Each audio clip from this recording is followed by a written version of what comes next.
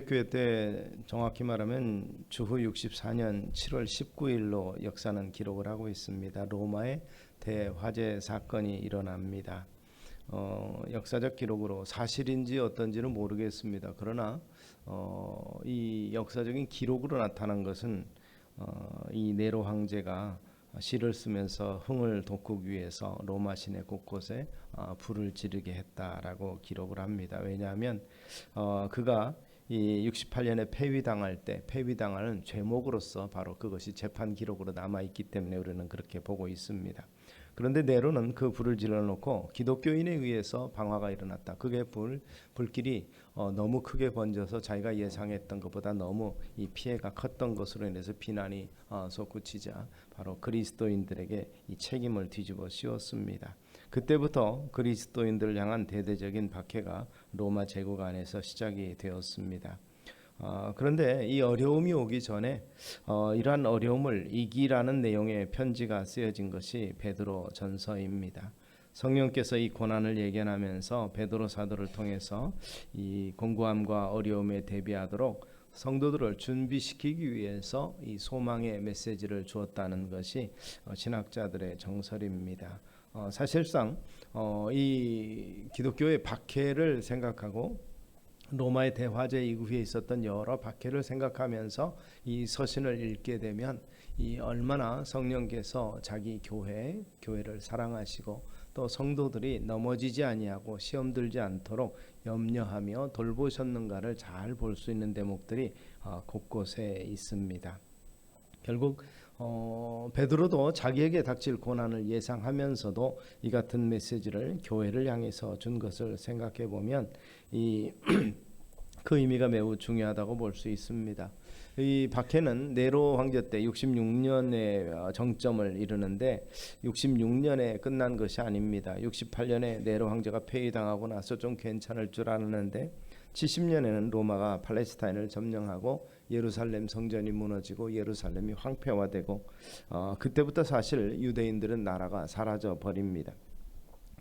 그 후 쭉 98년부터 117년까지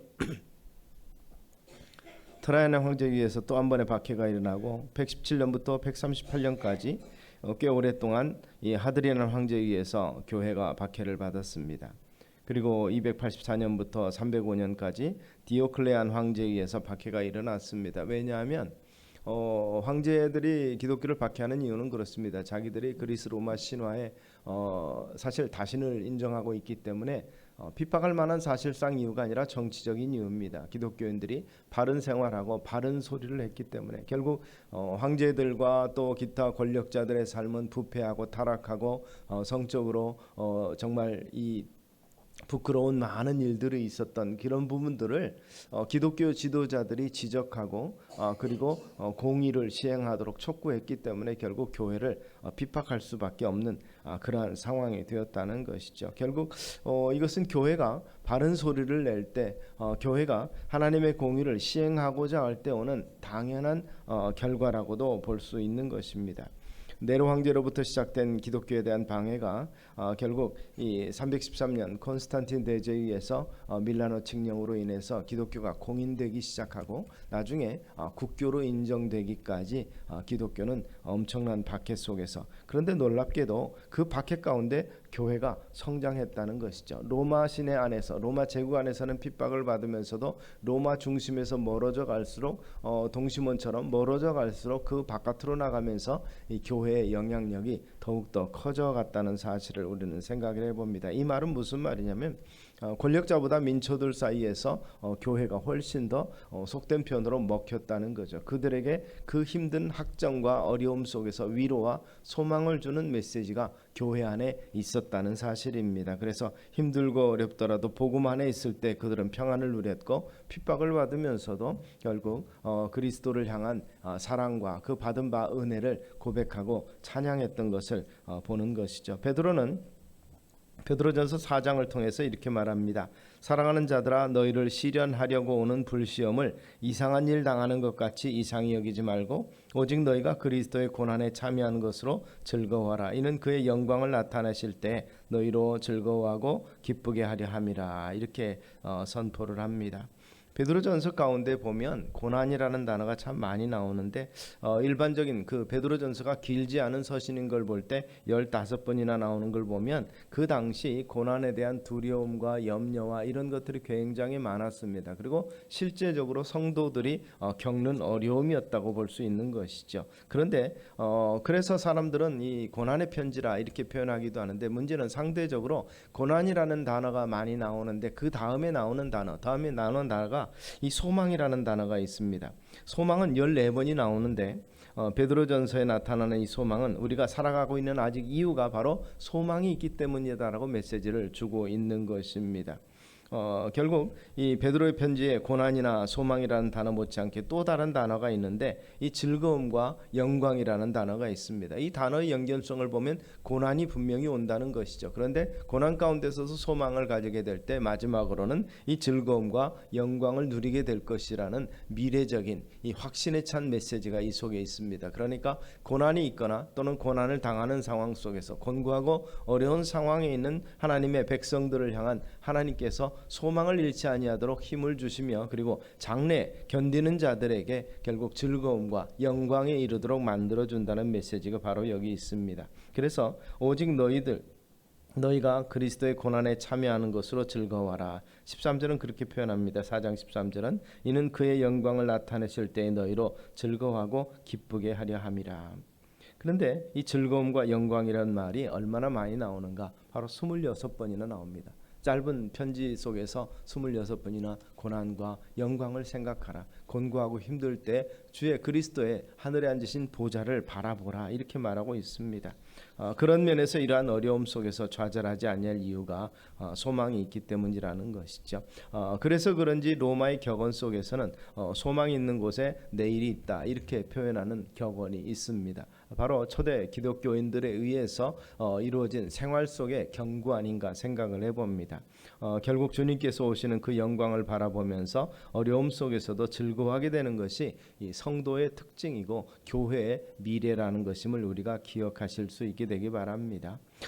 사실 오늘날 어렵다 이렇게 말합니다. 우리가 겪는 여러 가지 어려움은 초대 교회 때 그리스도인들이 겪어야 했던 어려움 같지는 않을지 모릅니다. 그러나 사회학자들과 기타 여러 사람들은 지난 우리가 6.25 70년이 넘은 6.25 기념행사를 가졌지만 6.25 때, 즉 6.25 이후에 3년 동안에 굉장히 힘들고 어려운 이 시절을 보냈고 경제적으로도 그 무너진 그런 상황 속에 있었는데, 그때보다도 더 어려움이 올지도 모른다. 제2의 6.25 이후 같은 국난, 그러니까 지금 말하는 것은 IMF보다 더 할 수도 있다 이렇게까지 이야기합니다. 사실 IMF 때는 굉장히 국가 신용도가 떨어져서 힘들었다고 좀 평가해 보면 IMF 자체가 민생에 끼치는 영향은 그렇게 크지 않았다는 거죠. 국가의 달러 환율이 많이 적어졌고 기업들이 도산이 되고 그것을 회복하기 위해서 기업들을 외국으로 판매하고 이런 것들을 통해서 IMF는 극복이 됐지만, 실제 민생의 문제는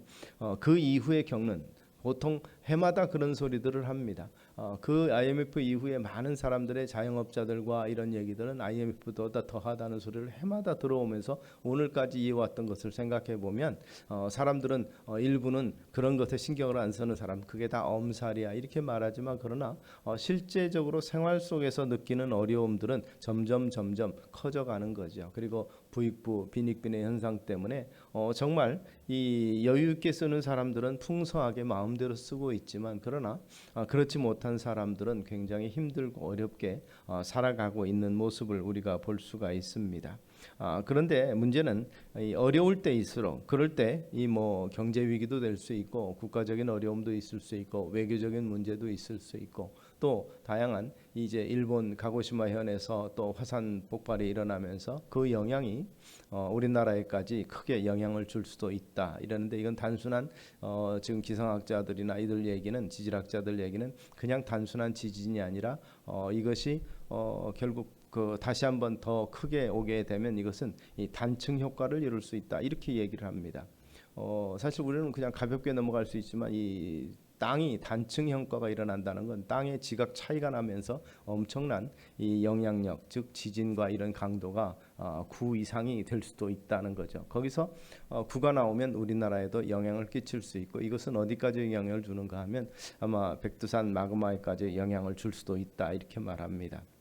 지금도 안에서 마그마실이 활성화되고 있는 그 백두산 문제가 터지게 되면 그건 단순히 북한의 문제, 중국의 문제만이 아니라 우리에게도 엄청난 영향을 끼치게 될 것이다, 이렇게 말합니다. 그러니까 사실 경제적인, 정처적인 기타 다양한 어려움 속에서 자연적인 재해까지 일어난다면 우리는 아마도 너무도 힘든 시절을 보낼 수도 있다, 이런 경고가 잇따르는 것입니다. 그런데 그렇습니다. 그러한 경고가 있게 될 때 그리스도인들은 큰일 났다, 이제 다 죽게 됐다, 이렇게 포기해야 되는가?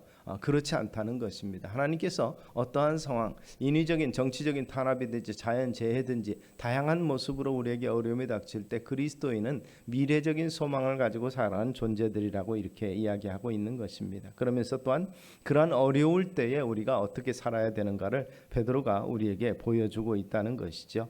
만물의 마지막이 가까웠으니 그러므로 너희는 정신을 차리고 근신하여 기도하라. 무엇보다도 열심히 서로 사랑할 것이니 사랑은 허다한 죄를 덮느니라.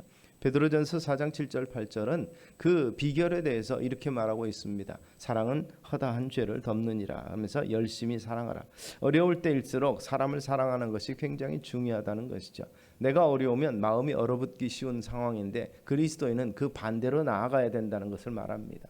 내가 먹고 살기 힘들고 내 형편이 좋지 못하는 상황에서 남을 돌아볼 여유가 없다고 생각하는 그때 더욱더 형제 사랑하기를 더욱더 열심히 하라, 이렇게 말합니다.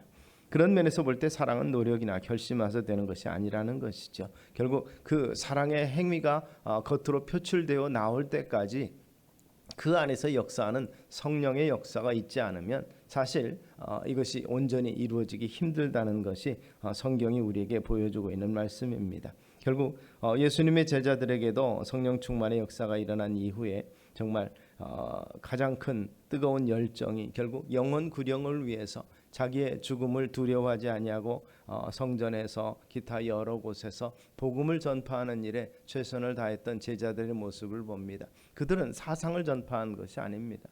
그리스도의 사랑을 전파한 것이고 하나님의 긍휼을 전파한 것이죠. 하나님께서 너희를 망하게 두지 아니하신다, 이런 메시지였습니다. 돌아오라, 이렇게 말하는 것이죠. 왜냐하면 하나님은 사랑이시기 때문에 너희가 망하는 것을 원치 않는다. 하나님께서 우리를 창조하신 이유가 하나님의 뭐가 필요해서 결국 우리를 통해서 뭔가를 얻고자 해서 창조하신 것이 아니라는 것입니다. 우리를 위해서 무언가를 해주시는 것, 즉 타락함으로 말미암아서 죄와 사망으로 죽은 우리를 살리기 위해서 하나님의 거룩한 백성들로 삼아서 그들에게 행복과 평안을 주기 위해서 하나님께서 우리를 세우셨고 창조하신 그것을 이어가신다고 성경은 이제껏 약속하고 있는 것을 우리는 기억하게 하시기를 바랍니다. 그래서 성령의 가장 큰 은사는 바울은 사랑이라 표현합니다. 믿음, 소망, 사랑, 이 세 가지 중 항상 있어야지만 그 중에 제일 중요한 것, 가장 큰 것이 사랑이라. 정말 천사의 말을 하고 방언을 하고 산을 옮기는 믿음이 있거나 또는 내 몸을 불살하게 내어주는 헌신과 봉사가 있어도 모든 것을 통달하는 지식이 있어도 사랑이 없으면 아무것도 아니라고 고린도전서 13장은 설파를 하고 있습니다. 그것만이 어려운 세상을 살아가는 사람들의 삶의 가치와 의미를 부여할 수 있기 때문이라는 것이죠. 그래서 요한일서 4장 18절에서 사도 요한은 그렇게 말합니다. 사랑 안에 두려움이 없고 온전한 사랑이 두려움을 내어 쫓는다고 말합니다. 또 사랑이 있는 사람의 삶은 풍성하다. 그리고 사랑이 없으면 아무리 다른 것을 가지고 누리고 있다 하더라도 일생이 행복할 수 없다는 것을 유추해낼 수 있는 메시지를 우리에게 주고 있는 것입니다. 성경이 말하는 사랑, 그 사랑은 바로 주님이 우리에게 직접 보여주신 그 아가페의 사랑입니다. 자신에게 초점 두지 아니하고 자기 소유 갖는 것에 있지 아니하고 주는 데 있는 것. 그래서 하나님 스스로도 하나님이 세상을 이처럼 사랑하사 독생자를 주셨으니 또 사도행전은 주는 것이 받는 것보다 복이 있다고 말씀하신 것을 우리가 어려울 때일수록 기억할 수 있게 되기를 바랍니다. 그런 면에서 하나님을 진실로 사랑하게 될 때 하나님을 위해서 수고하는 것은 짐으로 느껴지지 아니할 것입니다. 우리의 가정도 그렇죠. 자녀를 사랑하는 부모가 자녀를 위해서 희생하는 것이 짐이 되지 않는 것처럼 가정에서 남편과 아내가 서로를 위해서 하는 수고가 짜증스럽지 아니한 것처럼 인도의 시성 타골은 그런 얘기를 했습니다. 사랑의 별명은 이해라 이렇게 얘기했습니다. 이해하게 되면 결국 용납하게 되고 용납은 사랑으로 표현될 수 있는 것입니다. 사는 것이 어려워질 때 우리에게 필요한 그 사람들은 물질이고 기타 제도적인 안정이고 기타 환경을 이야기하지만 그러나 성경은 우리의 마음의 중심을 말하고 있음을 우리가 기억하시기 바랍니다. 어려울수록 더욱더 사랑을 위해서 기도해야 되고 사랑의 행위가 우리 속에서 열매로 결실로 나타날 수 있도록 우리가 힘쓰면서 어려움을 함께 극복해 나가는 일이 필요하다고 성경은 우리에게 말하고 있다는 것이죠. 그러면서 베드로는 네 가지를 말합니다. 마음을 같이 하라. 어려울 때일수록 마음을 같이 하라. 똑같은 마음을 품으라는 얘기는 아닙니다. 마음을 같이 하라는 것은 근본적인 것에서 일치하는 거죠. 이 빌립보서 4장을 통해서 바울은 그렇게 말합니다. 여러 가지 그룹들이 난립하면서 서로 간에 경쟁하고 또 충성 경쟁하듯이 주님을 위해서 열심을 내는 건 사실인데 서로 갈등하는 모습을 보면서 내가 유오디아를 권하고 순두개를 권하노니 주 안에서 같은 마음을 품으라. 결국 필요한 때 하나의 목표를 위해서 가장 본질적인 것을 위해서 같이 마음을 하나로 묶으라는 뜻이죠. 그런 면에서 무엇을 그리고 왜라는 문제에서 이의가 없이 무엇을 해야 되는 명백한 목적에 의해서 우리가 이것을 지켜야 된다는 것입니다. 우리의 이전에 조선시대에 국난이 있었습니다. 중국의 침략이 있었고 일본의 침략이 있을 때 우리는 역사적으로 그걸 배우죠. 당파 싸움에 대해서 배울 때 그것의 폐해를 이야기할 때 반대를 위한 반대가 너무도 많았다. 이런 얘기를 합니다. 일본을 가서 정찰하고 온 이 통신사들의 그 이야기들 중에서 상대편이 일본의 위험을 얘기하면 그러면 우리도 그것에 동조해야 될 텐데 그 사람들에게 승기를 줄 수 없고 그 사람들이 말이 옳다고 말할 수 없으니까 일본은 준비가 안 돼 있다라고 말하는 바로 그러한 부분들이죠. 역사의 기록으로 남아 있습니다. 그러니까 자기 편의 이익을 위해서 결국 진리를 왜곡하는 진실을 감추는 그러한 부분들이 있는 인간의 악한 모습들이 있는데 이런 부분에 대해서 정말 마음을 같이 하는 것이 필요하지 않은가. 우리가 역사를 통해서 교훈을 얻고 배워야 될 텐데 그러지 못한 부분들을 볼 때 안타까움이 있는 것입니다. 그런 면에서 우리의 마음이 하나 되기 위해서 하나님의 섭리 가운데 되어지는 일들을 우리가 인정하고 그런 면에서 결국 그리스도 안에서 소망을 그리스도께 두고 복음으로 하나 되는 일하고 무엇보다도 더욱더 마음을 같이하며 또 사랑하는 일들에 대해서 우리가 열심을 내야 될 것입니다. 그리고 여기 보면 체휼하라 이렇게 표현합니다. 동정하라고 표현하고 있는데 이 헬라어상으로는 두 가지가 결합되는 것은 가치라는 말과 이 같이 느낀다, 공적으로 공감한다 이러한 뜻이 있습니다. 여기 보면 동정한다는 표현으로 새 성경은 말했는데 이런 면에서 우는 자와 함께 울라라는 그러한 말씀을 보는 거죠. 이 어려움을 함께 나누는 이러한 마음의 자세가 필요하다는 것입니다. 결국 없다고 말하고 있을 때에도 예수님은 오병이어의 기적이 일어날 때 너희가 먹을 것을 주어라. 사실 그들에게 있는 것 없는 것 뻔히 아시는데도 불구하고 제자들은 우리에게 있는 것이 없습니다라고 말하는데도 불구하고 사실 왜 없겠습니까? 있긴 있었어요. 여러 가지 도움을 주는 이 돈에 조금이 있고 그런데 실제적으로 그 자리에서 현자리에서 돈을 주고 살 수 있는 형편이 안 되니까 결국 먹을 것은 없었다는 이야기입니다. 그런데 소년의 도시락 그것 가지고 5천 명을 먹이고 12광주리가 남을 수 있었던 것은 바로 그것을 간과하지 아니한 그러한 모습 가운데 있었습니다. 그런 면에서 또한 불쌍히 여기라. 불쌍히 여기는 것은 하나님의 속성이며 긍휼히 여기는 것이 하나님의 우리를 향하신 가장 큰 특징이며 또 우리를 대하신 것에 대한 결과임을 우리가 볼 수 있습니다. 예수님이 따르는 많은 사람들을 바라보면서 많이 표현했던 복음서에 나오는 내용이 무리를 불쌍히 여기시더라 이런 말씀이 있습니다. 목자 없는 양 같은 모습을 보면서 불쌍히 여기시고 긍휼히 여기신 것이 바로 우리 주님의 백성을 향하는 자기 백성을 향하는 마음의 자세였던 것을 볼 수가 있습니다. 그 셰익스피어의 이야기가 우리에게 공감을 주는 것은 길을 가고 있는데 이제 그 어린이 그에게 부탁을 합니다. 좀 당장 굶어 죽게 생겨서 배고프니까 먹을 것을 좀 줬으면 좋겠다. 이렇게 이야기할 때 주머니를 뒤져봐도 아무 것이 나오는 것이 없는데 셰익스피어가 그 사람의 손을 붙잡고 이야기합니다. 대단히 미안한데 내가 지금 가진 것이 없는데 지금 집으로 가는 길이 아니라 지금 줄 수는 없는데 또 다음 기회에 오게 되면 꼭 준비했다가 당신에게 줄 수 있도록 하겠습니다. 이렇게 이야기했더니 그 거린이 그런 얘기를 했다고 해요. 아닙니다, 선생님. 선생님의 따뜻한 사랑의 손이 사랑 없이 던져주는 몇 푼의 돈보다도 훨씬 더 고맙습니다. 이렇게 표현했다고 합니다. 결국 이 어려울 때일수록 불쌍히 여기는 마음, 그것은 그리스도인의 가장 큰 특징이라고 볼 수 있고 그것은 하나님의 속성입니다. 하나님을 닮아가는 비결 중에 하나가 바로 긍휼히 여기는 마음을 갖는 것이라는 것을 기억하고 마지막으로는 베드로는 겸손을 이야기합니다. 형제 사랑을 위해서 겸손의 자세가 필요하다는 것이죠. 빌립보서 2장을 통해서 바로 그 겸손의 가장 큰 모범으로서 예수 그리스도를 이야기합니다. 너희 안에 이 마음을 품으라 곧 그리스도 예수의 마음이니 그는 근본 하나님의 본체시나 하나님과 동등됨을 취할 것으로 여기지 아니하고 오히려 자기를 비어 종의 형체를 가져 사람들과 같이 되었다고 말합니다. 겸손은 결국 종의 정신, 섬기는 마음의 자세를 표현하는 것이죠.